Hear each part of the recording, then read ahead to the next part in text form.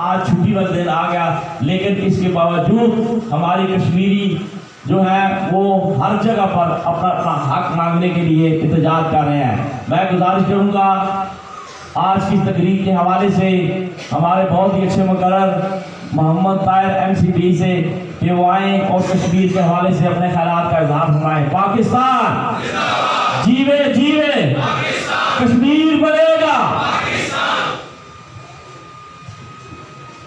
बहुत शुक्रिया भाई साहब। बिस्मिल्लाहिर्रहमानिर्रहीम। इन्नल्लाहा मस्साबिरीन, अल्लाह सब्र करने वालों के साथ है। काबिल इज़्ज़त चीफ ऑफिसर जनाब मोहम्मद रज़ा इलाही साहेब, बिलाल साहेब, हुक्मदार कायम साहेब, सामने बैठे हुए मुअज़्ज़िज़ीन, अस्सलामु अलैकुम। 1846 में कश्मीर एक जन्नत नज़ीर वादी। 1846 में अंग्रेज़ों ने राजा गुलाब सिंह के साथ एक मुआहिदा किया। 75 लाख रुपए के इर्ज़ 1846 में सौदा किया कि तूने इसका इंतज़ाम संभालना है मुआहिदे के तहत, और 75 लाख रुपए उससे वसूल किए। सिलसिले चलते रहे, सिखों की हुकूमत कायम रही। इस दौरान एक कानून पसंद लीडर कायद आज़म ने जन्म लिया और एक नई मूवमेंट का आगाज़ किया। और इसी दौरान उस वक्त के मर्द कलंदर, उस वक्त के अजीम शायर अल्लामा इकबाल ने जन्म लिया और आवाज़ दी, ए तायरे ला होती। अल्लामा इकबाल और कायद आज़म की इस मूवमेंट के बाद बड़े शहीर में आज़ादी की फिजा पैदा हुई। वडेरों के खिलाफ गरीब उठ खड़े हुए और आज़ादी के हक में नारे मस्ताना बुलंद किया। और फिर आखिर इस नारे के बाद दुनिया ने देखा, मुसलमानों की कुर्बानियों ने एक अजीब रंग पैदा किया कि बड़े सगीर पाको हिंद की तकसीम का वक्त आ गया और पाकिस्तान ने दुनिया के नक्शे पर कदम रखा। हमारे प्यारे वतन ने हजारों कुर्बानियों के बाद दुनिया के नक्शे पर कदम रखा। मगर इस दौरान ये तकरीबन 81,414 84,471 मुरब्बा मील पर फैला हुआ कश्मीर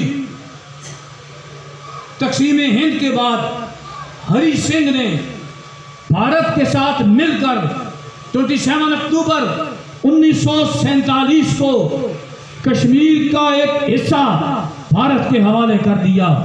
ये टोटली तौर पर गैर कानूनी था, गैर आईनी था, इसलिए कि कश्मीर में 80% आबादी मुसलमानों की थी, 80% आबादी ईमान वालों की थी। लेकिन इन काफिरों ने मिली भुगत करके कश्मीर पर गासिबाना कब्जा किया।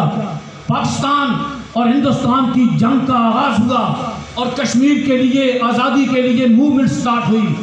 मगर अक़वाम मुत्तहिदा ने बीच में टांग अड़ाई और जंग को रुकवा दिया और मुआहिदा ये हुआ कि बड़े सगीर में कश्मीर के इलाके में एक बाकायदा इलेक्शन के जरिए हुकूमत कायम की जाएगी और उसके हवाले किया जाएगा जिधर लोग कहेंगे।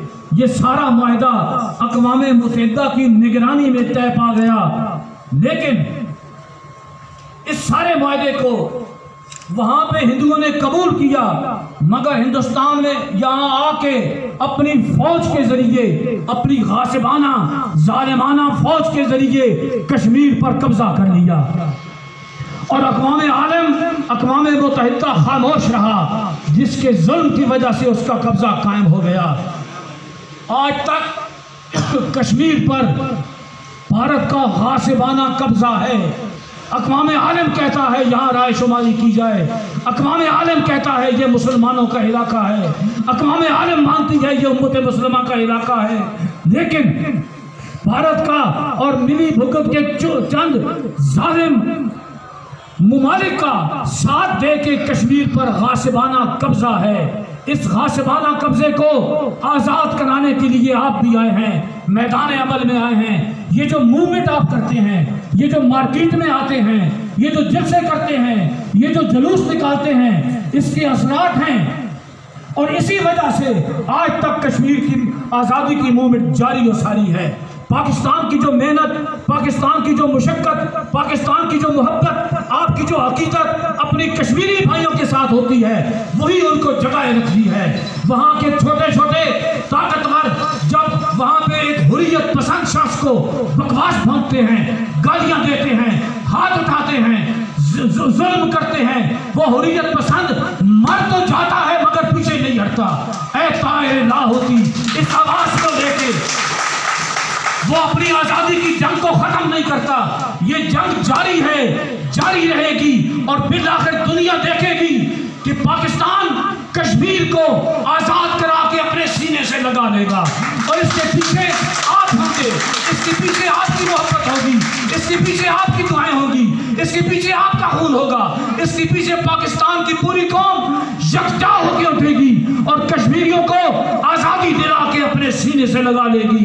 अपनी मूवमेंट को आज़ाद रखें, अपनी मूवमेंट को जारी रखें, हुर्रियत पसंदाना दिमाग पैदा करें। वो मोहल्लों में हो, वो शहरों में हो, वो गाँव में हो, अपने अंदर गैरत ईमानी और खुददारी के जज्बे पैदा करें। यही ईमान है और यही इस्लाम है। Thank you very much. Allah आपको आवाज़ रखे। बहुत शुक्रिया।